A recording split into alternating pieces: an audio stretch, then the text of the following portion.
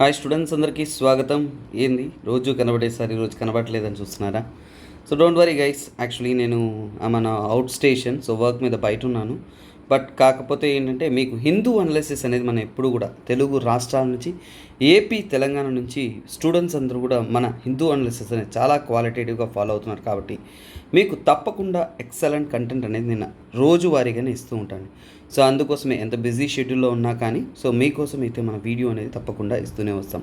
So అందుకే ఖచ్చితంగా మీరు వీడియోని సబ్స్క్రైబ్ చేసుకోండి, అలాగే ఫాలో అవుతూరండి, మీ ఫ్రెండ్తో కూడా షేర్ చేస్తూరండి. ఎందుకంటే మన కార్తికేయ ఐఏఎస్ అకాడమీలో ఒక ప్రిస్టైన్ ఎన్విరాన్మెంట్లో స్టూడెంట్స్కి ఒక బెస్ట్ క్వాలిటీ సబ్జెక్ట్ ఇవ్వడం కోసం మీకోసం మనం ఏంటంటే హిందూ అనాలిసిస్ కరెంట్ అఫైర్స్ అనేది అందిస్తున్నాం. మీరు సపోర్ట్ చేసి సబ్స్క్రైబ్ చేసుకుని ఫాలో అవుతూ రండి. మీకోసం మరిన్ని ఎన్నో కోర్సెస్ అనేది ప్రత్యేకంగానే తీసుకొస్తామండి.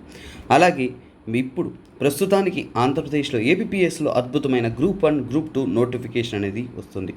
సో దానికోసం మనం ప్రత్యేకమైన న్యూ బ్యాచెస్ అనేది ఆన్లైన్ మరియు ఆఫ్లైన్ పద్ధతిలో లాంచ్ చేస్తున్నామండి. సో మీరు తప్పకుండా ఈ యొక్క అద్భుతమైన అవకాశాన్ని ఉపయోగించుకోగలరు అనుకుంటున్నాము. ఎందుకంటే చాలా కాలం తర్వాత ఏపీలో ఒక అద్భుతమైన నోటిఫికేషన్ అండి. సో ఇది మరీ చెబుతున్నాము, చాలా ఇంపార్టెంట్ నోటిఫికేషన్. తప్పకుండా మీరు జాబ్ కొట్టాలి, అది కూడా మంచి గెస్టెడ్ పోస్ట్ కొట్టాలి అనుకుంటున్నారు అంటే ఇదే ఒక అద్భుతమైన అవకాశం. సో మీరు నిరంతరాయంగా కృషి చేయండి, సక్సెస్ మీ వెంటే ఉంటుంది. దానికైనా అద్భుతమైన క్వాలిటీ కంటెంట్ అనేది మన అకాడమీ తరపు నుంచి కూడా మీకు అందిస్తూ వస్తామండి. అలాగే యూపీఎస్సీ ఐఏఎస్ 2024 కోసం డ్రీమ్ చేసిన స్టూడెంట్స్ కోసం ప్రత్యేకంగా డైలీ లైవ్ అండ్ రికార్డింగ్ పద్ధతిలో కోర్సెస్ అనేది అవైలబుల్లో ఉన్నాయండి. సో మీరు వైజాగ్ నుండి ప్రిపేర్ అవుతున్నారా, ఆన్లైన్లో మీ ఇంటి వద్ద నుంచి ప్రిపేర్ అవుతున్నారా, మీకు ఒక అద్భుతమైన క్వాలిటేటివ్ లెర్నింగ్ కావాలనుకుంటున్నారా? సో తప్పకుండా మన యొక్క అకాడమీ యొక్క ఇన్ఫర్మేషన్స్ అనేది డిస్క్రిప్షన్ ఉన్నాయి, తప్పకుండా ఫాలో అవ్వండి. సో మీరు ఇంట్రెస్ట్ ఉన్నా కానీ కమ్యూనికేట్ అవ్వండి, మీకోసం ఇంకా అద్భుతమైన ఇన్ఫర్మేషన్ అనేది అందిస్తాం. పిఎస్ఐఆర్ ఆప్షనల్ అంటేనే చాలామందికి చాలా ఇష్టం, ఎందుకంటే అద్భుతమైన స్కోరింగ్ అనేది తెచ్చుకునే అవకాశం అనేది ఉంటుంది. సో అలాంటి ఒక అద్భుతమైన ఆప్షనల్ అనేది న్యూ బ్యాచెస్ అనేది లాంచ్ చేస్తున్నామండి. సో మీరు ఇంట్రెస్ట్ అయి ఉన్నారు అంటే అందులో మీరు భాగస్వామ్యం కాగలరు. తెలుగు లిటరేచర్ అంటేనే ఆంధ్ర తెలంగాణ స్టూడెంట్స్కి ఒక అద్భుతమైన ఆప్షనల్గా చెప్పబడుతుంది.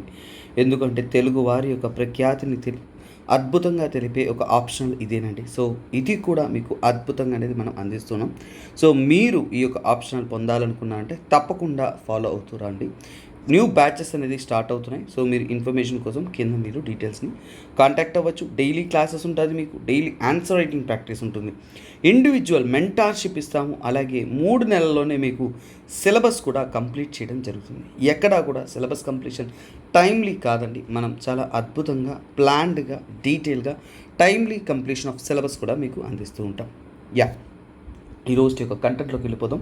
సో చూడండి, remission of duties or taxes on export products, ఇది ఒక స్కీమ్ అండి, గవర్నమెంట్ తరపు నుంచి లాంచ్ చేసింది. ఈ స్కీమ్ యొక్క ముఖ్యత్వం ఏంటి అంటే చూడండి, ఎక్స్పోర్ట్ ప్రొడక్ట్స్ అంటే ఎగుమతి చేస్తున్న ప్రొడక్ట్స్ మీద డ్యూటీస్ అండ్ ట్యాక్సెస్ ఏవైతే ఉన్నాయి, రెమిషన్ అంటే తగ్గిస్తున్నాము. ఎందుకు ఈ స్కీమ్ చేయాలి? ఎక్స్పోర్ట్ అంటే ఇండియా నుంచి కూడా మనం బయట దేశానికి, సో అదర్ కంట్రీస్కి ఏంటంటే ఎక్స్పోర్ట్ ఎగుమతి చేస్తున్నాం. అప్పుడు మన ఇండియా యొక్క ఇన్కమ్ అనేది పెరుగుతుంది, అలాగే మన యొక్క ఇంటర్నేషనల్ స్టేచర్ పెరుగుతుంది, మన యొక్క సో కాల్ జీడిపి గ్రోత్ అన్నీ కూడా మనకి ఆదాయం తెచ్చేస్తుంది. అలాగే ఎప్పుడైనా కానీ ఎక్స్పోర్ట్ ఓరియంటెడ్ ఇంప్రూవ్మెంట్ అనేది ఆ కంట్రీ యొక్క గ్రోత్కి చాలా ఇంపార్టెంట్. అలాంటి ఒక ఎక్స్పోర్ట్ని బూస్ట్ చేయాలి అంటే ఎక్స్పోర్ట్ చేస్తున్న వారికి కొన్ని సదుపాయాలు అనేది కలిగించాలి. సో అందుకోసం ఏంటి ఈ డ్యూటీ రెమిషన్ స్కీమ్ అనేది తీసుకొచ్చారు మన గవర్నమెంట్. జనవరి 1, 2021 నుంచి కూడా ఈ స్కీమ్ అమల్లో ఉంది. ఇప్పుడు వెంటనే మీ మైండ్లో రావాల్సిందంటే ఈ 2021 నుంచే ఈ స్కీమ్ ఉంటే అంతకు ముందు ఏదైనా ఇంకో స్కీమ్ ఉందా అని మీ మైండ్లో రావాలి. ఉందండి. సో అది ఏంటో కూడా నేను మీకు చాలా చక్కగా చెప్తాను. ఇక్కడ చూడండి, merchandise export incentive scheme, MEIS scheme. Merchandise export incentive schemes అనేది ఇంతకు ముందున్న స్కీమ్, దాన్ని రిప్లేస్ చేస్తూ వచ్చిందే RODTEP స్కీమ్. యాక్చువల్గా వరల్డ్ ట్రేడ్ ఆర్గనైజేషన్ అనేది మన ఇండియా ఎక్స్పోర్ట్కి ఇస్తున్న సబ్సిడీస్ అనేది మన యొక్క USA వచ్చేసి కోర్టులో అదే WTOలో అంటే వరల్డ్ ట్రేడ్ ఆర్గనైజేషన్లో ఛాలెంజ్ చేసిందండి. ఛాలెంజ్ చేసిన దానికి WTO మీరు రూల్స్ని ఉల్లంఘిస్తున్నారు అంటే ఆ స్కీమ్ని మనం అక్కడ దాకా డిస్మాంటల్ చేసి కొత్త స్కీమ్గానే తీసుకొచ్చాం RODTEP. దీని ద్వారా ఏంటంటే ట్యాక్సెస్ కానీ అలాగే ఎక్స్పోర్ట్కి ప్రోడక్ట్స్ ఏవైతే చేస్తున్నామో వాటికి ఫేవరబుల్ కండిషన్స్ని ఏర్పరిచే విధంగా ఎక్స్పోర్ట్ వాల్యూమ్ని బట్టి ఏంటంటే కొన్ని ట్యాక్స్ రెమిషన్స్ అనేది చేస్తున్నారు. ఇది department of revenue ministry of finance అండర్లో అనేది ఫంక్షన్లో అనేది ఉందన్నమాట. సో అలాగే ఇక్కడ ఇస్తున్న ట్యాక్స్ రీఎంబర్స్మెంట్ అంటే ట్యాక్స్లో కొంత మినహాయింపు అనేది చేస్తున్నారు. డ్యూటీస్, లెవీస్ వీటన్నిటి మీద కూడా రీఎంబర్స్మెంట్ అంటే గవర్నమెంట్ పే చేస్తుంది. ఇది ముఖ్యంగా సెంట్రల్, స్టేట్ అండ్ లోకల్ లెవెల్స్లో జరుగుతుంది. రీఫండ్ చేస్తున్నారు అంటే మీరు పెట్టిన ఖర్చుకి మళ్ళీ తిరిగి అనేది వాళ్ళు చెల్లిస్తూ ఉన్నారు. సో ఇక్కడ ఏంటంటే covers both direct cost include by exporters, ఎగుమతి చేసే వారికి అవుతున్న డైరెక్ట్ కాస్ట్ ఏదైతే ఉంటుందో అలాగే క్యుములేటివ్ ఇండైరెక్ట్ ట్యాక్సెస్ ఏవైతే ఉన్నాయో వాటన్నిటిలో కూడా అంటే కొన్ని సవరింపులు చేసి వాళ్ళకి బెనిఫిట్ చేస్తారు. దీని ద్వారా ఏంటంటే ఎక్కువ ఎగుమతి అయ్యే అవకాశం అనేది ఉంటుంది. మన ఇండియాకి ఒక మంచి ఆదాయాన్ని కలిగించే అవకాశం కూడా ఉంది. అలాగే WTO గైడ్లైన్స్ ఏదైతే ఉందో దానికి తగినటువంటి విధంగా, ఎందుకంటే చిన్నపాటి ఎక్స్పోర్ట్స్ ఏవైతే ఉన్నాయో వాటికి ఖచ్చితంగా మనం సదుపాయాలు అందించవచ్చు, కానీ ఒక లార్జ్ స్కేల్ ఎక్స్పోర్ట్స్కి కాదు అనేది WTO గైడ్లైన్స్. సో దానికి తగినటువంటి విధంగానే ఈ స్కీమ్ని మన ఇండియా అనేది ఇంప్లిమెంట్ చేస్తుంది. ఇక్కడ అర్హత, సో ఇక్కడ ఎవరు ఈ యొక్క స్కీమ్కి అర్హత పొందుతారు అంటే ఆల్ ఎక్స్పోర్ట్ సెక్టార్స్, ఈ ఎగుమతి చేస్తున్న సెక్టార్స్ ఏవైతే ఉన్నాయో వాళ్ళందరూ కూడా ఇండియాలో తయారీ చేసిన మ్యానుఫ్యాక్చరింగ్ సెక్టార్ నుంచి ఇక్కడ ఉత్పత్తి చేసిన ప్రొడక్ట్స్, గూడ్స్ ఏవైతే ఉన్నాయో వారందరూ కూడా అప్లై చేసుకోవచ్చు అనమాట. అప్లై చేసుకున్న తర్వాత మర్చెంట్స్ అండ్ మ్యానుఫ్యాక్చర్స్ అందరూ కూడా ఎవరైతే ఎక్స్పోర్ట్ చేస్తారో వాళ్ళ అప్లికేషన్స్ అనేది కూడా చెక్ చేస్తారు. గూడ్స్, కామర్స్ ప్లాట్ఫామ్ ప్రతి ఒక్కటిని కూడా చెక్ చేసి వాళ్ళకి అర్హత కలిగి ఉంటే వాళ్ళకి ఏంటంటే ఈ సదుపాయం అనేది అందిస్తారు.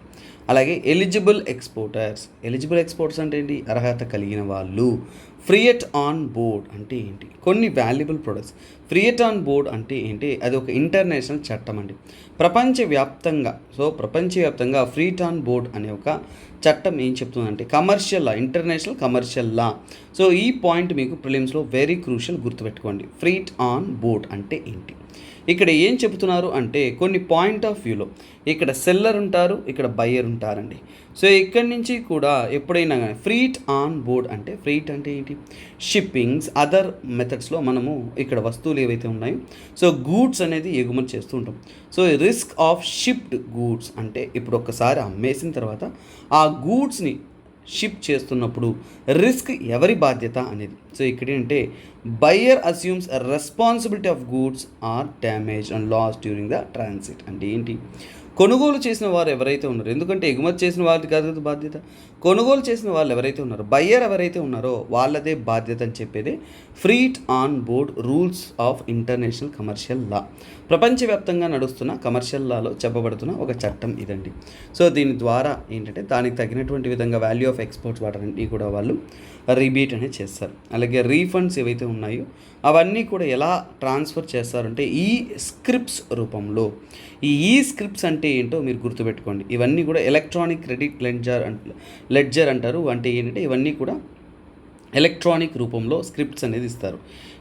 ఈ స్క్రిప్ట్స్ ఏవైతే ఉన్నాయో దాన్ని తీసుకునేసి మన ఇండియాలో మనం కస్టమ్స్ డ్యూటీ కట్టడానికి, ఇంపోర్ట్ గూడ్స్ని అలాగే ఎలక్ట్రానికల్లీ ఇంకా ఇతర ఏవైతే ఉన్నాయో వాటిని తెప్పించుకోవడానికి అలా వీటిని అంటే పేమెంట్ స్లిప్స్ లాగా మనం ఉపయోగించుకోవచ్చు అన్నమాట. సో ఇలాంటి రూపంలో చేసేదాన్ని ఈ యొక్క స్కీమ్ అని చెప్తారు. కొద్దిగా ఎకనామికల్ కాన్సెప్ట్ కాబట్టి బేసిక్స్ మనకి కొద్దిగా స్ట్రెంగ్త్ ఉంటేనే ఈ కాన్సెప్ట్స్ అర్థమవుతుంది. సో అందువల్ల కొంతమంది స్టూడెంట్స్కి ఇవి అర్థం కాకుండా కూడా పోవచ్చు. సో అందుకే నేను ప్రత్యేకంగా చెప్తున్నాను, మీరు మళ్ళీ ఒకసారి చూడండి. ఏం లేదు, ఎగుమతి చేయడానికి కొన్ని సవరింపులు చేస్తారు. ఎందుకంటే మీరు వ్యాపారం బూస్ట్ చేయాలి అంటే మీకు 100 రూపాయలు అయ్యే ఖర్చులో 10 రూపాయలు నేను సప్లై చేస్తానని చెప్పినప్పుడు మీరు ఇంట్రెస్ట్గా వ్యాపారం అనేది చేస్తారు, ఎక్కువ లాభం వస్తుంది కాబట్టి. ఆ విధంగా ఎక్స్పోర్ట్ని ప్రమోట్ చేయడం కోసం గవర్నమెంట్ తీసుకొచ్చిన సిస్టమ్ ఇదనమాట. సో తర్వాత కరెంట్ అఫైర్స్ అంటే Dadasaheb Phalke award. So Dadasaheb Phalke award అనేది వహీదా రెహమాన్, సో ఈ యొక్క యాక్టర్స్కి అనేది ఇవ్వడం అనేది జరిగింది. So actress. So first of all అంటే దాదాసాహెబ్ ఫాల్కే అవార్డ్ అంటే ఏంటి? సో దాని యొక్క ప్రాముఖ్యత ఏంటి? మన ఇండియన్ సినిమాలో ఒక గ్రేటెస్ట్ అవార్డ్ అని చెప్పచ్చు, దాదాసాహెబ్ ఫాల్కే అవార్డ్. సో ఎవరైతే మన ఇండియన్ సినిమాకి ఎక్సెప్షనల్ కాంట్రిబ్యూషన్ చేస్తుంటారో ఆ యొక్క కాంట్రిబ్యూషన్ని గుర్తిస్తూ ఇవ్వబడిన ఒక అవార్డే దాదాసాహెబ్ ఫాల్కే అవార్డ్. సో అలాగే ఇది ప్రతి సంవత్సరం కూడా యాన్యువల్లీ అంటే ఏంటి? ప్రతి సంవత్సరం కూడా ఇలాంటి ఒక అవార్డు అనేది ఇస్తుంటారు. సో అందులో ప్రత్యేకంగా నేషనల్ ఫిలిం అవార్డ్స్ సెరమనీ ఏదైతే ఉంటుందో ఆ సెరమనీలో ఇస్తారు. అలాగే ఎవరిస్తారు అంటే ministry of information and broadcast అండర్లోనే ఈ బిరుదు అనేది గర్వంగా అనేది ఇవ్వడం జరుగుతుంది. ఈ సంవత్సరం అంటే 2021లో ఈ బిరుదు ఎవరికి ఇచ్చారు అంటే వహీదా రెహమాన్. సో ఇక్కడ ఒక actress for her contribution to the Indian cinema. So దానికోసమే ఈ బిరుదు అనేది ఇవ్వడం జరిగింది. అలాగే దీని ద్వారా ఏం చెప్తున్నానంటే ఇండియన్ సినిమాని, సో ఇక్కడ చూడండి, ఇండియన్ సినిమాని గుర్తిస్తూ వాటి యొక్క సాధనలను, గొప్పతనాన్ని, వాళ్ళ యొక్క కాంట్రిబ్యూషన్ గుర్తిస్తూ ఇస్తారు. ఈ అవార్డులో ఏమేమి ఉంటుందంటే గోల్డెన్ లోటస్, స్వర్ణ కమలం ఉంటుంది, ఒక మెడల్గా ఉంటుంది. అలాగే వారి యొక్క ఎక్సలెన్స్ని వారిని కంట్రిబ్యూట్ చేసినట్టు, అలాగే షాల్ వేసి వారిని గౌరవిస్తారు. అలాగే క్యాష్ ప్రైజ్ కూడా ఉంటుంది. దాదాసాహెబ్ పాల్కే అవార్డుకి సుమారుగా 10 లక్షలు క్యాష్ ప్రైజ్. ఈ మూడు కలిపి అవార్డ్ సెరమనీ నాడు ఇస్తారనమాట. సో ఇప్పుడు దాదాసాహెబ్ పాల్కే అవార్డ్ మొట్టమొదటిసారిగా ఎప్పుడు ఇచ్చారు అనే డౌట్ మీలో వస్తుంది. 1969లో మొట్టమొదటిసారిగా దాదాసాహెబ్ పాల్కే అవార్డు అనేది ఇవ్వడం అనేది జరిగింది. సో ఎవరైతే ఇండియన్ సినిమాకి చాలా ఎక్కువ కాంట్రిబ్యూట్ చేస్తుంటారో ఆ కాంట్రిబ్యూషన్ని గుర్తిస్తూ ఈ బిరుదు అనేది ఇవ్వడం అనేది జరుగుతుంది. అలాగే ముఖ్యంగా ఇండియన్ సినిమాకి వాళ్ళు చేసిన డెడికేషన్ని, వాళ్ళ యొక్క కాంట్రిబ్యూషన్ని గుర్తించడం కోసమే ఇలాంటి అవార్డు అనేది ఇస్తున్నారు. కానీ మొట్టమొదటిసారిగా ఈ యొక్క సాహెబ్ పాల్కే అవార్డు అనేది దేవికా రాణి, గుర్తుపెట్టుకోండి, చాలా ఇంపార్టెంట్. దేవికా రాణి గారు మొట్టమొదటి లేడీగా, ఫస్ట్ లేడీగా ఇండియన్ సినిమాలో, first lady of Indian cinema అని కూడా అంటారు. గుర్తుపెట్టుకోండి, first lady of Indian cinema అంటే ఎవరు?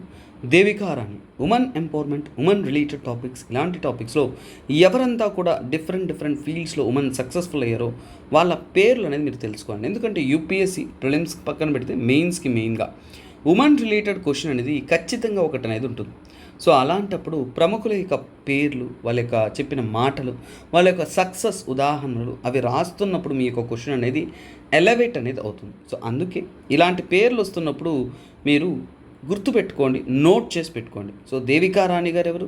The first lady of Indian cinema అంటారు. 1969లో వారికి దాదాసాహెబ్ పాల్కే అవార్డు అనేది ఇవ్వడం జరిగింది. అసలు దాదాసాహెబ్ పాల్కే ఎవరు? He is the father of Indian cinema అని కూడా చెప్పబడడం జరుగుతుంది. సో ఇప్పుడు మీకు ఏంటి, సో ఇంపార్టెంట్ ఎలిమెంట్స్ ఏవైతే ఉన్నాయో దానికి రిలేటెడ్ కంటెంట్స్ అంతా కూడా మీకు అర్థమవుతుంది. యా స్టూడెంట్స్, నెక్స్ట్ కరెంట్ అఫైర్స్లోకి వెళ్దాం. బల్సామ్. సో బల్సామ్ అంటే ఏంటి? So nature, touch me not wonder. So ఇక్కడ చూసారా, బల్సామ్ అంటే ఇలా కలర్ఫుల్గా పోసిన పువ్వులేనండి.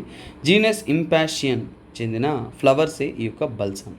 ఇది మున్నార్, ఇడుక్కి డిస్ట్రిక్ట్లో అద్భుతమైన రంగులతో బ్యూటిఫుల్ నేచర్ని బ్యూటిఫై చేస్తూ ఇవి అనేది అలా బ్లసమ్స్ అవుతుందండి. బల్సామ్స్, బ్లసమ్స్. సో అంటే ఏంటి, ఇవన్నీ కూడా అద్భుతమైన పింక్ కలర్స్లో అలా ఏంటంటే విరిసి అలా అద్భుతంగా అనేది ఉందన్నమాట. సో ఈ బ్లసమ్స్ యొక్క ప్రాముఖ్యత ఏంటి, ఈ యొక్క ప్లాంట్ వెరైటీ ఏంటి, ఈ ఫ్లవర్స్ ఏంటి అనేది మనం తెలుసుకుందాం. లోకల్ చామ్ అని కూడా చెప్తారు ఈ యొక్క బ్లసమ్స్. ఎందుకంటే ఇది ముఖ్యంగా ప్రాంతీయంగా కాశీ, తుంబా, ఒనప్పొవు అనే 2 ప్రాంతాల్లో, అంటే ముఖ్యంగా ఇడుక్కి డిస్ట్రిక్ట్ ఈ ప్రాంతాల్లో ఎక్కువగా అంటే అద్భుతమైన రంగులతో చూడ్డానికి కనువిందులా అద్భుతంగా అనేది ఉంటుందన్నమాట. ఈ పేరు, ఈ పువ్వులకు టచ్ మీ నాట్ ప్లాంట్ అని అంటారు.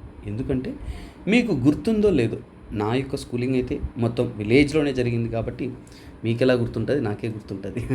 సో అది పక్కన పెడతామండి. సో ఇక్కడ సింపుల్ థింగ్ ఏంటంటే ఒక విలేజ్లో ఉన్న వాళ్ళందరికీ కూడా ఇది స్కూల్ లైఫ్లో గుర్తుంటుందండి.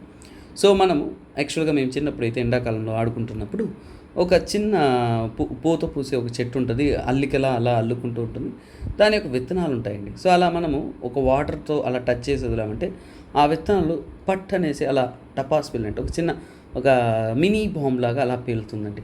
సో దీపావళి ఆ టైంలో కూడా మేమేంటి దీన్ని ఒక సో కాల్ ఫన్ గేమ్ లాగా, సో ఎంగిలి పెట్టి ఇలా ఆడుకుంటూ ఉంటారు. సో విలేజెస్లో ఇలాంటి గేమ్స్ అంతా కూడా మనకి ఒకసారి స్మరిస్తుంటేనే ఒక ఇన్స్పిరేషన్లా ఉంటుందండి. సో అలాంటివే ఇదండి. సో ఆ కేటగిరీకి చెంది టచ్ మీ నాట్ ప్లాంట్ అని ఎందుకంటారంటే మీరు గుర్తుపెట్టుకోవాలి, టచ్ మీ నాట్ ప్లాంట్ వేరు, ఇక్కడున్న బ్లాసమ్స్కి, సో చూడండి బ్లాసమ్స్ ఏదైతే ఉంటుందో దాన్ని కూడా టచ్ మీ నాట్ అంటారనమాట. కొన్ని విషయాలు రిపీటెడ్గా ఉంటున్నప్పుడు మీరు గుర్తుపెట్టుకోవాలి. చూడండి, ఎందుకంటే చూడండి మనం టచ్ చేయగానే ఆ సీడ్ అనేది అంటే బర్స్ట్ అవుతుంది, పేలిపోతుంది. ఆ యూనిక్ క్యారెక్టరిస్టిక్స్ వల్ల టచ్ మీ నాట్. విత్తనం తాకగానే పేలిపోతుంది. దానివల్ల దీన్ని టచ్ మీ నాట్ అంటారు. But original touch me not plant వేరండి. ఆకులు ముడుచుకుంటాయి, దాన్ని టచ్ మీ నాట్ ప్లాంట్ అని అంటాం. సో ఇక్కడ బ్లసమ్ అనేది ఎందుకంటే జ్యువెల్ వీడ్ అని కూడా అంటారు. ఎందుకంటే అద్భుతమైన ఐడెంటిటీతో చూడడానికి చాలా బ్యూటిఫుల్గా అనేది ఉంటుందని చెప్తున్నారు. ఇది ముఖ్యంగా ఏంటంటే tropical, sub tropical, northern temperature అంటే కొద్దిగా వేడి ప్రాంతాల్లోనే కొద్దిగా ఉంటుందని చెప్పొచ్చు. మరి చల్లటి ప్రాంతాలు ఎక్కువగా చూడలేము.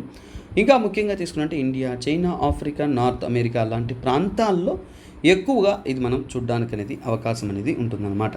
సో అలాగే వీటి యొక్క హ్యాబిటేట్ విషయానికి వస్తున్నారు అంటే చాలా వరకు సౌత్ వెస్టర్న్ ఘాట్స్, సో మన వెస్టర్న్ ఘాట్స్ కానీ సదర్న్ పార్ట్స్లో అనేది చాలా ఎక్కువగా కేరళ, తమిళనాడు ఈ ప్రాంతాల్లో ఎక్కువగా ఉంటుంది. వీటి యొక్క లైఫ్ స్టైల్ అంటే ఇది జీవితకాలం అంతా కూడా పోతపోయేదండి. ఒక ప్రత్యేకంగా మాన్సూన్ సీజన్లోనే జూన్ నుంచి డిసెంబర్ వరకు, వర్షాకాలంలోనే అద్భుతంగా పోత అనేది వస్తుంది. అలాగే క్లైమేట్ ఇండికేటర్ అని కూడా చెప్తారు. ఎందుకంటే కొన్ని ప్లాంట్స్ ఏంటంటే క్లైమేట్ ఇండికేటర్ అని ఎందుకంటామంటే ఒక క్లైమేటిక్ కండిషన్స్లో మాత్రమే ఉంటుంది, ఇతర క్లైమేటిక్ కండిషన్స్లో అవి రావన్నమాట. అదేవిధంగా క్లైమేట్ చేంజ్ని పరిగణ చేసుకుంటూ అవన్నీ గమనించగలిగిన ఒక క్రూషియల్ స్పీసీస్ అని చెప్తాం ఈ బాల్సమ్స్. సో బాల్సమ్స్ అనేది ఒక ఫ్లవరింగ్ ప్లాంట్ అనేది మనకి ఇప్పుడు అర్థమైంది. దాని గురించి కొన్ని అద్భుతమైన విషయాలను మనం తెలుసుకున్నాం. తర్వాత నెక్స్ట్ ఆర్టికల్లోకి వస్తాం. ఆఫ్స్పా to stay in Nagaland and Arunachal Pradesh. రీసెంట్గా గవర్నమెంట్ ఏం అనౌన్స్ చేసిందంటే ఆఫ్స్పా చట్టం ఏదైతే ఉంటుందో అది ఈ యొక్క నాగాలాండ్ మరియు అరుణాచల్ ప్రదేశ్ ప్రాంతాల్లో ఇంకో 6 నెలల వరకు మేము పొడిగిస్తున్నాము అని చెప్పారు. ఇప్పుడు మనకొస్తున్న ప్రశ్న అంటే అసలు ఆఫ్స్పా అంటే ఏంటి సార్? చాలామంది యొక్క మైండ్ వాయిస్ నాకు వినిపిస్తుంది. Armed forces special powers act 1958. So armed forces special power act 1958 అనేది ఎప్పుడు వచ్చింది? 1958లో వచ్చింది. కానీ దాని యొక్క బ్యాక్గ్రౌండ్ వచ్చేసి క్విట్ ఇండియా మూమెంట్ 1942లో. సో ఇలాగా అప్రైసల్స్ కానీ చాలా తిరుగుబాట్లు కానీ వస్తున్నాయి కాబట్టి వాళ్ళను కంట్రోల్ చేయడం కోసం సెంట్రల్ గవర్నమెంట్ తరపు నుంచి కూడా ఆర్గనైజ్ చేశారు. అలాగే ఏంటంటే డిస్టర్బ్డ్ ఏరియా ఎక్కడైతే చాలా వరకు ఏంటంటే తిరుగుబాట్లు, డిస్టర్బెన్సెస్ ఇలా ఉంటుందో అలాంటి ఏరియాని కంట్రోల్ చేయడానికి బ్రిటిష్ తీసుకొచ్చిన ఒక ఆర్డినెన్సే ఈ యొక్క ఆఫ్స్పా. దాన్ని నెక్స్ట్ వచ్చిన ప్రైమ్ మినిస్టర్ అయిన నెహ్రూ గారు పోస్ట్ ఇండిపెండెన్స్లో కూడా ఒక చట్టంగా రూపొందించి ఆర్డినెన్స్ని యాక్ట్గా మార్చి అమలుపరుచుకుంటూ వస్తున్నారు. సో ఆఫ్స్పా అనేది ఏంటి, ఎలా? ఇప్పుడు ఏదైనా కానీ ఒక ప్రాంతం ఉందనుకోండి, ఆ ప్రాంతంలో వచ్చేసి డిస్టర్బెన్స్, ఏదైనా దారుణమైన డిస్టర్బెన్స్, ప్రజల మధ్య ఏంటంటే ప్రశాంతత్వం లేకుండా గొడవలు జరుగుతూ ఇలాంటి సిచ్యువేషన్స్ ఉన్నప్పుడు అక్కడ ఉంటున్న పోలీస్ కాకుండా ఆర్మ్డ్ ఫోర్సెస్ని డిప్లాయ్ చేశారు. ఒకటి గుర్తుపెట్టుకొని, ఎప్పుడైనా కానీ ఆర్మ్డ్ ఫోర్సెస్ అనేది మనకి బార్డర్లో ఉంటుంది, ఇన్సర్జెన్సీని చూసుకుంటూ ఉంటుంది. కానీ ప్రజలు ఉంటున్న ప్రాంతంలో అక్కడ ప్రశాంతత తేవడానికి పోలీస్ ఫోర్స్ ఉంటుంది. కానీ ఇక్కడ కొన్ని డిస్టర్బ్డ్ ఏరియాస్లో మాత్రమే ఈ ఆర్మ్డ్ ఫోర్సెస్ అని సెక్షన్ 3 కేటగిరీలో వాళ్ళు డిప్లాయ్ చేస్తారు స్టేట్లో. ఈ స్పెషల్ పవర్స్ ఏంటి? ఆఫ్స్పాకి మిగతా పవర్స్కి కొన్ని డిఫరెన్సెస్ ఉన్నాయి. ఆఫ్స్పాకి ఏంటంటే ఈ ఫోర్స్ ఏదైతే యూజ్ చేస్తున్నారో వాళ్ళందరూ కూడా ఏంటంటే అక్కడ ఏంటంటే ఏదైనా సిచ్యువేషన్స్లో ప్రాబ్లమ్స్ వచ్చినప్పుడు they can act with force, అంటే వాళ్ళు ఆయుధాలు ఉపయోగించవచ్చు అనమాట.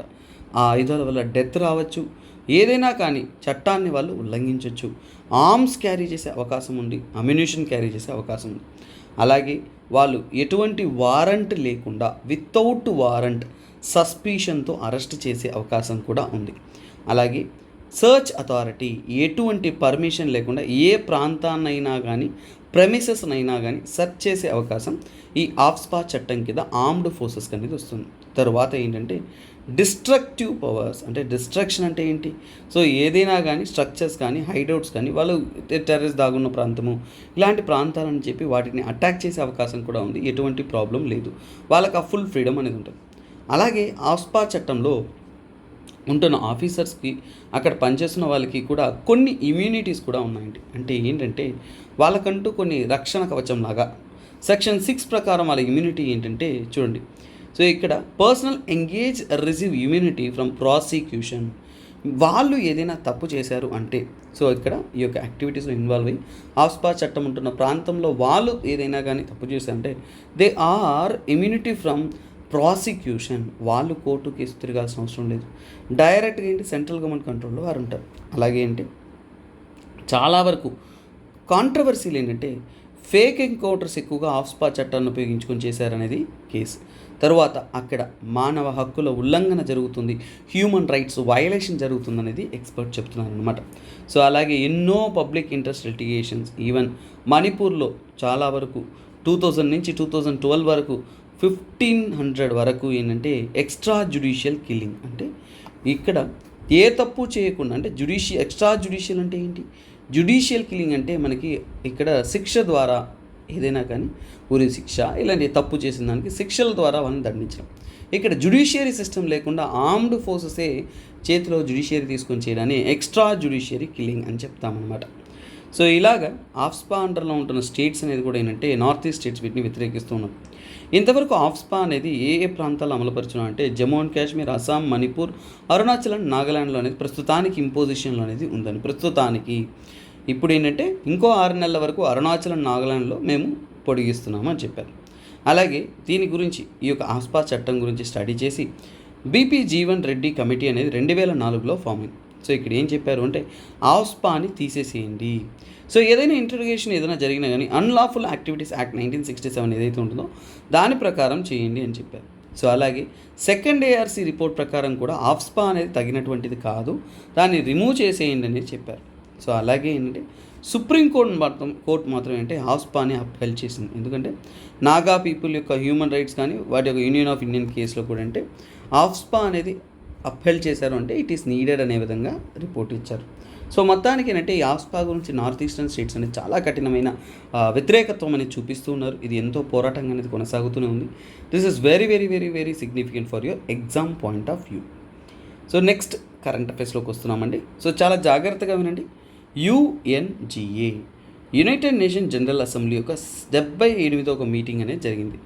సో అందులో మన ఎక్స్టర్నల్ అఫైర్స్ మినిస్టర్ అయిన ఎస్ జయశంకర్ గారు పార్టిసిపేట్ చేశారు. అందులో ఏంటంటే ప్రపంచ శాంతి కోసం అలాగే అంటే తన యొక్క ఉద్దేశం మన ఇండియాని రిప్రజెంట్ చేస్తూ మన జయశంకర్ గారు తన యొక్క విషన్ మాడ్యూల్లో అడ్రస్ చేశారు.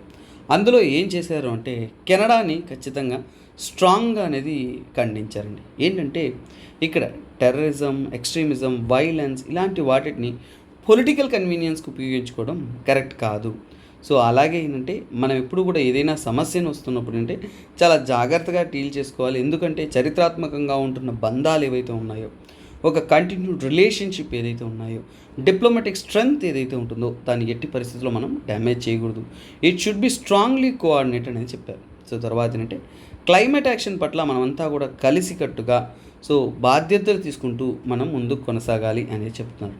తరువాత G20లో ఏంటంటే మేము ఆఫ్రికన్ యూనియన్కి పర్మనెంట్ మెంబర్షిప్ కూడా రికమెండ్ చేశాము. సో మేము సపోర్ట్ చేశాము. అదేవిధంగా యుఎన్ కూడా ఎన్నో సంవత్సరాలుగా, సో ఇక్కడ సుమారుగా చాలా సంవత్సరాలు 50 పైగా ఉంటున్న సంవత్సరాలు గడిచినా కానీ యుఎన్ అనేది ఇంకా కూడా అలాగే ఉంది. అంటే ఏంటి, మార్పు రాలేదు. యుఎన్లో కూడా మార్పు రావాలి.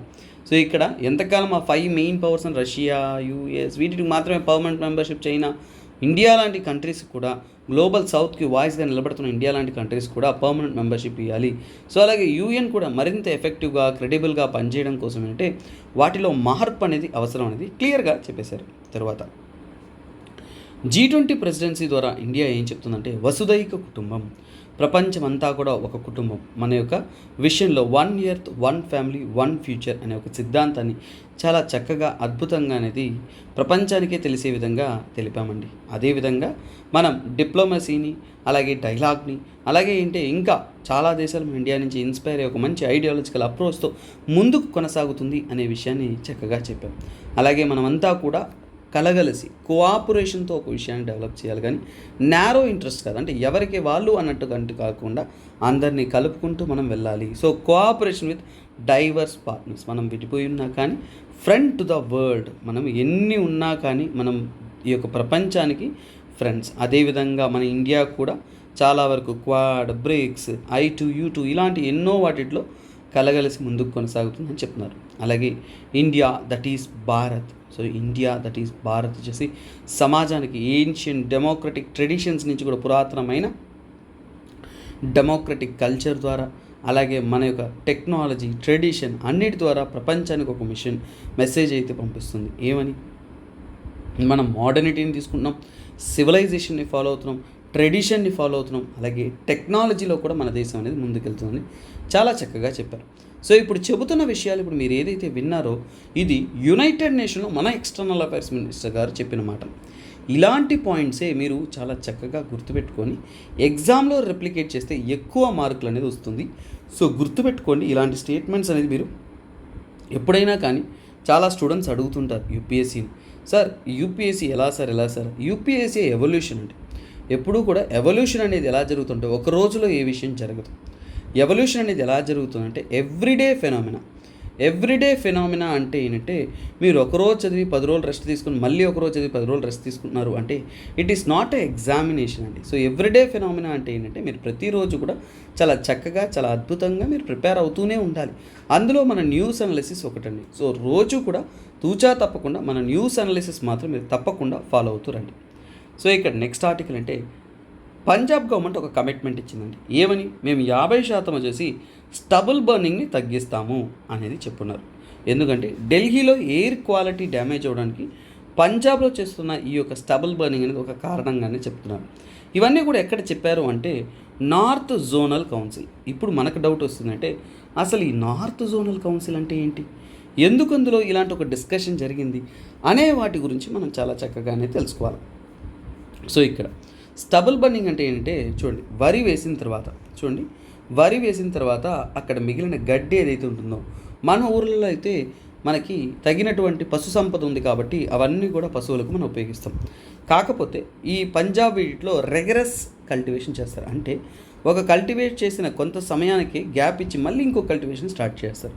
కాకపోతే ఈ గ్యాప్ తక్కువగా ఉంది, అలాగే ఏంటంటే అక్కడ పశు సంపద తక్కువగా ఉంది కాబట్టి గెడ్డంతా కూడా వాళ్ళు రిమూవ్ చేయడానికి ఎంత కమర్షియల్గా అనేది టైము లేదు, ఇవి లేదు. అంటే అక్కడే టైం ఉంటేనంటే అక్కడే అది అంతా కూడా డీకంపోజ్ అవ్వడానికి ప్రయత్నాలు చేస్తారు. కానీ ఇవన్నీ లేదు కాబట్టి ఏం చేస్తారంటే అవన్నీ కూడా తగలెట్టేస్తారు.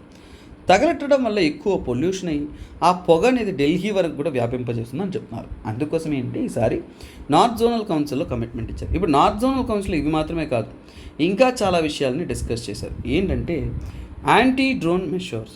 ఇక్కడ చూడండి, పాకిస్తాన్ ఇండియా బార్డర్లో డ్రోన్ థ్రెట్స్ని తగ్గించడం కోసం డ్రోన్ ఎగరేయడం అక్కడ ఖచ్చితంగా ఏంటంటే బంద్ చేశారు. అంటే ఏంటి, it is not allowed there. అదేవిధంగా జమ్మూ అండ్ కాశ్మీర్ అలాగే పంజాబ్ ఈ రూట్స్లో బార్డర్ ప్రాంతాల్లో ఎక్కువగా ఏంటంటే స్మగ్లింగ్ అనేది జరుగుతుంది. డ్రగ్స్, వెపన్స్, అవన్నీ జరగకుండా ఆపడానికి స్ట్రాంగ్ యాక్షన్స్ అనేది తీసుకొస్తామని చెప్పారు. అలాగే ఇంటర్నేషనల్ బార్డర్లో ఆర్మ్స్ స్మగ్లింగ్ కానీ ఇతర ఏవైతే యాక్టివిటీస్ ఇల్లీగల్ యాక్టివిటీస్ జరుగుతుందో వాటన్నిటిని అడ్డుకుంటామని చెప్పారు. సో ఇలా పలు అంశాల గురించి వాళ్ళు డిస్కస్ చేశారు. కాకపోతే వాళ్ళు ఏం డిస్కస్ చేశారని అయితే ఎగ్జామ్లో రాదు. సార్ మరి ఎందుకు సార్ ఇంతసేపు చెప్పారు అని మీ వాయిస్ కూడా నాకు వినిపిస్తుంది. పర్లేదు, మనమేం చదువుతున్నామంటే జోనల్ కౌన్సిల్ అంటే ఏంటి. సో గుర్తుపెట్టుకోండి స్టూడెంట్స్, జోనల్ కౌన్సిల్ అంటే మన ఇండియా ఉందనుకోండి, మన ఇండియా అనేది ఒక డైవర్స్ కంట్రీ. సో ఇప్పుడు సౌత్ కంట్రీస్ అంతా కూడా కలిసి ఉండేలాగా సౌత్ జోనల్, నార్త్ కంట్రీస్ అంతా కూడా కలిసి ఉండేలా నార్త్ జోనల్. సో ఇలా ఏంటంటే మన దేశంలో పలు స్టేట్స్ విడిపోయి ఉన్నా కానీ వేరే ఏది భాషలను బట్టి, సో లింగ్విస్టిక్ని బట్టి, ఇతర కారణాల బట్టి మనం ఏంటంటే విడిపోయినా కానీ మన మధ్య ఒక కోఆపరేషన్ అనేది ఏర్పడాలి. మనమంతా కలగలిసి కొన్ని నిర్ణయాలు అనేది తీసుకోవాలని అనుకున్నాం. సో అలాంటి ఒక ఆలోచనతో నెహ్రూ గారు 1954లో స్టార్ట్ చేసింది ఈ యొక్క జోనల్ కౌన్సిల్ అన్నమాట. సో ఇది స్టేట్ రీఆర్గనైజేషన్ యాక్ట్ 1956లో భాగంగా ఇంట్రడ్యూస్ చేశారు జోనల్ కౌన్సిల్ అన్నమాట. సో ఈ జోనల్ కౌన్సిల్ ఏంటంటే ఎవరు హెడ్గా ఉంటారంటే హోమ్ మినిస్టర్ ఉంటారు, తర్వాత చైర్మన్ ఎవరు హోమ్ మినిస్టర్, అలాగే వైస్ చైర్మన్ ఎవరంటే చీఫ్ మినిస్టర్. అంటే ఒక స్టేట్ అనేది మారి అంటే రొటేషనల్ బేసిస్తో సో వాళ్ళు ఒకరి తర్వాత ఒకరుగా అనేది ఉంటూ ఉంటారు. సో చీఫ్ మినిస్టర్స్ ఉంటారు, అలాగే దాంతోపాటు నామినేటెడ్ మినిస్టర్స్ ఉంటారు, అడ్వైజర్స్ కూడా ఉంటారు. ఇలా ఇది కొనసాగుతూ వస్తుంది. అలాగే వీళ్ళ యొక్క ముఖ్యమైన ఉద్దేశం ఏంటంటే మన దేశాన్ని యునైటెడ్గా ఉంచడమే. మన దేశంలో యూనిటీ తీసుకురావడం కోసం ఏంటంటే నేషనల్ ఇంటిగ్రేషన్ కోసం ఒక స్టేట్ ఇంకో స్టేట్ కోఆపరేటివ్గా ఉండాలి, ఒకరితో ఒకరు మంచి దోస్తానా జరగాలి అనేది ఇక్కడ చెప్తున్నాను అనమాట. అలాగే ఏంటంటే ప్రాంతీయంగా మన మధ్య భేదాలు ఉన్నాయి, ప్రాంతీయ భేదాలు కానీ భాష భేదాలు, లింగ్విస్టిక్ అంటే భాష మధ్య భేదాలు, ఇలాంటి భేదాలు ఉన్నా కానీ మనం ఏంటంటే ప్రాంతీయంగా కలిసి ఉండాలి, ఆ భేదాలను పక్కనెట్టి మనమంతా కలిసి ఉండాలి. అలాగే ఏంటంటే సో ఇతర డెవలప్మెంట్ ప్రాజెక్ట్స్ కానీ మ్యూచువల్గా మనకుంటున్న కన్సర్న్స్ ఏవైతే ఉన్నాయో వాటిని మనం అడ్రస్ చేస్తూ రావాలని చెప్తున్నారు. అలాగే ఏంటంటే నార్త్ జోనల్ కౌన్సిల్ వచ్చేసి 21% ఇండియా యొక్క భూమి కలిగి ఉంటుంది, 13% పాపులేషన్ ఉంటుంది. అలాగే ఏంటంటే అగ్రికల్చర్ కాంట్రిబ్యూషన్ అనేది ఉంటుంది 35%. సో ఇప్పుడు నేనేంటంటే తెలంగాణ ఏపీ ఏ జోనల్ కౌన్సిల్కి చెందిందో మీరు కమెంట్ సెక్షన్లో కమెంట్ చేయగలరు. సో చూద్దాం, చాలా సింపుల్ క్వశ్చన్. సో నెక్స్ట్ చూసుకున్నామంటే అడ్వైజరీ రోల్. సో ఇక్కడ చూసుకున్నారంటే ఈ యొక్క జోనల్ కౌన్సిల్స్ యొక్క మెయిన్ పని. సో ఇవన్నీ కూడా ఏంటంటే కొన్ని రికమెండేషన్స్ ఇవ్వచ్చు. అంటే అడ్వైజరీ రోల్ అంటే అది అమలుపరచదండి, సలహాదారుల్లా పనిచేస్తుంది. అలాగే అంటే సెంట్రల్ గవర్నమెంట్ ఎలాంటి నిర్ణయాలు తీసుకోవాలి, ఎలాంటి పనులు తీసుకురావాలి, స్కీమ్స్ తీసుకురావాలి, పాలసీ తీసుకురావాలనే దానికోసం కూడా ఏంటంటే వీళ్ళు అడ్వైస్ చేస్తారన్నమాట. తర్వాత మనము ఆర్థికంగాను సామాజికంగాను కొన్ని ప్లానింగ్స్ ప్రాబ్లమ్స్ సాల్వ్ చేసుకోవడానికి ఎన్నో ప్రయత్నాలు చేస్తుంటాం. సో వాటిలో ఏ విషయాల మీద మనం ఫోకస్ చేయాలి, ఈ ప్రాంతంలో ఉంటున్న సమస్యలు ఏంటి, ఆ సమస్యను మనం ఎలా అడ్రస్ చేయాలి అనే వాటి మీద వాళ్ళు ఫోకస్డ్ ఏరియా మీద కాన్సన్ట్రేట్ చేస్తున్నాం. మొత్తానికి ఏంటంటే మనం ప్రాంతీయంగా development and security and collective ఎఫెక్ట్గానే తీసుకొస్తుంది ఈ యొక్క zonal so called councils. That is what. So ఇక్కడ నెక్స్ట్ ఏంటంటే ఇక్కడ చూడండి, మీ ఇంటికి ఏంజల్ వచ్చింది. సో ఏంజల్ వచ్చిందంటే చాలా గోల్డ్ అన్నీ తెస్తుంది కదండి. సో మరి మీరు గవర్నమెంట్కి ట్యాక్స్ కట్టాలి కదా, అదే ఏంజల్ ట్యాక్స్ అంటే. ఇదేం సార్ ట్విస్ట్ అంటే, ఏంజల్ అంటే ఏంటండి? సో ఏంజల్ అంటే మీకు ఏమైనా చెప్పొస్తుందా? సో అది వరంలా వస్తుంది, అంతే కదండి. సో ఏంజల్ అనేది ఒక వరం కదండి. సో అదేవిధంగా ఇప్పుడు నేను చెప్పే ఏంజల్ ట్యాక్స్ కూడా ఒక వరం లాంటిది. ఎలా సార్ అంటే, ఇప్పుడు నేను ఒక వ్యక్తిని. సో ఇప్పుడు నాకేంటంటే ఒక పెద్ద కంపెనీ పెట్టాలనుకున్నాను. సో ఏంటి, ఒక కంపెనీ పెట్టాలనుకున్నాను. కంపెనీ పెట్టి నా కింద ఒక 100 మంది పని చేయాలనుకుంటున్నాను. కాకపోతే నా దగ్గర ఒక ప్లాన్ అయితే ఉంది. సో ఏం చేయాలి, ఏ కంపెనీ పెట్టాలి, ఎలా చేయాలని నాకు ఒక ప్లాన్ ఉంది. కానీ ప్లాన్ ఉంది, కంపెనీ పెట్టాలి, అన్నీ ఉన్నప్పుడు నా దగ్గర దేవుడి నుంచి వరం అయితే లేదు కదండి, నా దగ్గర ఏంజల్ అయితే లేదు. ఆ ఏంజల్ ఏంటి, మనీ, అంతే కదండి. ఆ మనీ నా దగ్గర లేదు. ఇప్పుడు నాకు ఒక సోర్స్ అనేది ఉంది. సో ఎక్కడి నుంచో ఏంటంటే నీ ఐడియా బాగుంది, నీ కంపెనీ ఐడియా బాగుంది, అన్నీ బాగున్నాయి, నీకు నేను సాయం చేస్తాను అని ఒక కంపెనీ వస్తుంది. సో సాయం చేస్తాను అని వచ్చేదాన్ని ఏంటంటే ఏంజల్ ఇన్వెస్టార్ అంటారు. అంటే నాకు పెట్టుబడి, నా దగ్గర నిల్లు కదండి, నేను ఒక పేదవాడిని, నా దగ్గర డబ్బులు లేదు, కానీ ఇన్వెస్టార్ వచ్చారు. ఏంజల్లా ఎవరు వచ్చారు, ఇన్వెస్టార్ వచ్చారు. ఏంజల్లా వచ్చారు కాబట్టి వాళ్ళని ఏమంటాం మనం, ఏంజల్ ఇన్వెస్టార్ అంటాం. మరి ఏంజల్ ఇన్వెస్టార్ వచ్చినప్పుడు ఏంటి, వాళ్ళు డబ్బులు పెడతారు, మనం సంపాదిస్తాం, లాభం, బిజినెస్ రన్ అవుతుంది, అంతా ఓకే. కాకపోతే కొన్నిసార్లు వాళ్ళు తెచ్చే మనీ రైట్ మనీనా కాదా, మనీ లాండరింగ్ కానీ ఇతర నెగటివ్ ఎలిమెంట్స్ కానీ ఇల్లీగల్ మనీ కానీ దేన్నైనా కానీ పంప్ చేసే అవకాశం ఉంది. కాబట్టి సో వీళ్ళ మీద నిఘా ఉండాలి. అలాగే ఏంటంటే వాళ్ళు ఇస్తున్న డబ్బులు కూడా ఏంటంటే కొన్ని లిమిటేషన్స్ అనేది గవర్నమెంట్ పెడుతుంది, అంటే కొన్ని లిమిట్లు పెడుతుంది. ఈ ఏంజల్ ఇన్వెస్టర్ పెట్టుబడి పెడుతున్న కొత్త కంపెనీకి సపోర్ట్ చేస్తున్న డబ్బు అనేది లిమిటేషన్స్ పెడుతుంది. ఆ లిమిట్ కంటే కూడా మోర్ మనీ, ఎక్కువ మనీ తెచ్చారు అంటే ఆ మోర్ మనీ మీద వాళ్ళు ట్యాక్స్ పే చేయాలి. ట్యాక్స్ పే చేసేది ఏంజల్ కదా, సో అందువల్ల ఏంజల్ ట్యాక్స్. సో యాక్చువల్గా పే చేసేది ఏంజల్ కాదు, ఏంజల్ ఇన్వెస్టర్ పెట్టే డబ్బులు కంపెనీ అంటే నా దగ్గర ఇస్తున్నారు కాబట్టి నేను అంటే నా లిమిట్ కంటే కూడా ఎక్కువ డబ్బులు పొందుతున్నాను కాబట్టి ఆ ఎక్కువ డబ్బులకి నేనేం చేయాలి, ట్యాక్స్ పే చేయాలి. దాన్ని ఏంజల్ ట్యాక్స్ అంటారు. చాలా చక్కగా నీట్గా క్లియర్గా ఒక స్కూల్ పిల్లవానికి చెప్పినట్టు మనము చెప్తున్నామండి. సో అందులోనే ఈసారి గవర్నమెంట్ అనేది కొన్ని ఏంజల్ ట్యాక్స్ రూల్స్ని ఈజీ చేసిందన్నమాట. సో అంటే ఏంటి, government introduce 5 different valuation methods for shares, 10% of tolerance and deviation of acceptance share valuation. New rules, however, do not apply for resident investors. So ఇక్కడ ఇలా చదువుకుంటూ పోయామంటే మీకు ఏమీ అర్థం కాదు. అందుకే మీకు first of all Angel tax అంటే ఏంటో చెప్పాను. సో ఈ ఏంజల్ ట్యాక్స్ అనేది ఏంటండి, అది ఒక స్పెషల్ ట్యాక్స్ ఇండియాలో. అంటే నార్మల్ ట్యాక్స్కి దీనికి చాలా డిఫరెంట్ ఉంది. సో ఇది ఏంటంటే స్పెషల్ టైప్ ఆఫ్ ట్యాక్స్. ఎందుకు, స్టార్టప్ కంపెనీ, కొత్త కంపెనీ పెడుతున్నా అంటే దాన్ని స్టార్టప్ కంపెనీ అంటాం అనమాట. సో స్టార్టప్ కోసం పెడుతున్న ఒక స్పెషల్ టైప్ ఆఫ్ ట్యాక్స్. అది స్పెషల్ ఎందుకు అయ్యింది అంటే, for example if some one gives you gift, మీకు ఏదైనా గిఫ్ట్ ఇచ్చారనుకోండి, దానికి మీరు ట్యాక్స్ కడతారా? నో, మనము ట్యాక్స్ కట్టము. అదేవిధంగా నా దగ్గర డబ్బులు లేదు, నా దగ్గర ఐడియా మాత్రమే ఉంది, నాకు ఇంకొకరు ఇస్తున్నారంటే అది గిఫ్ట్ కదండి. సో అలా ఇస్తున్న వాళ్ళని ఏమన్నా నేను ఏంజల్ ఇన్వెస్టర్.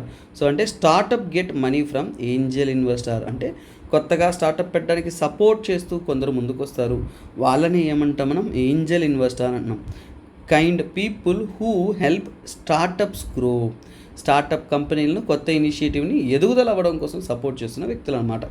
సో అలాగే గవర్నమెంట్ వచ్చేసి ఇది చాలా న్యాయబద్ధంగా జరగాలి అనేది ప్లాన్ చేసుకుంది. అందుకోసం 2012లో ఏం చేసిందంటే గవర్నమెంట్ అనేది కొన్నిసార్లు ఏంటంటే సీక్రెట్గా కొత్త కంపెనీలు పెట్టుబడి పెట్టడం కోసం ఇల్లీగల్ మనీ ఇంకా తప్పుడు యాక్టివిటీస్ ఇన్వాల్వ్ అవుతారు కాబట్టి అలాంటివి జరగకుండా ఉండడం కోసం ఈ యొక్క స్కీమ్ అనేది తీసుకొచ్చారు. ఇది ఎలా పనిచేస్తుందంటే చూడండి, స్టార్టప్స్ అనేది కొంత డబ్బు అనేది పొందుతూ ఉంటారు ఏంజల్ ఇన్వెస్టర్ నుంచి. సో అలాగే అంటే గవర్నమెంట్ అనేది ఒక ఫెయిర్ అమౌంట్ అనేది ఫిక్స్ చేస్తుంది. ఆ ఫెయిర్ అమౌంట్ కంటే ఎక్కువ more than the fair amount పొందారు అంటే అప్పుడు స్టార్టప్స్ అనేది ఏం చేయాలి, స్పెషల్ ట్యాక్స్ అనేది పే చేయాలి. అంటే ఎక్స్ట్రా మనీ, అంటే ఒక లిమిట్కి పైన పొందినప్పుడు దానికి వాళ్ళు ఎక్స్ట్రా మనీ అనేది ట్యాక్స్ అనేది పే చేయాలి. సో దాన్నే మనం ఏమన్నాం, ఏంజల్ ట్యాక్స్ అంటాం. సో అలాగే ఏంజల్ ఇన్వెస్టర్ ఎందుకు ఇంపార్టెంట్ అంటే మన ఇండియాలో చాలా వరకు చిన్న కంపెనీలు, స్టార్టప్స్ ఇవి మెల్లమెల్లగా ప్రారంభమవుతున్నాయి.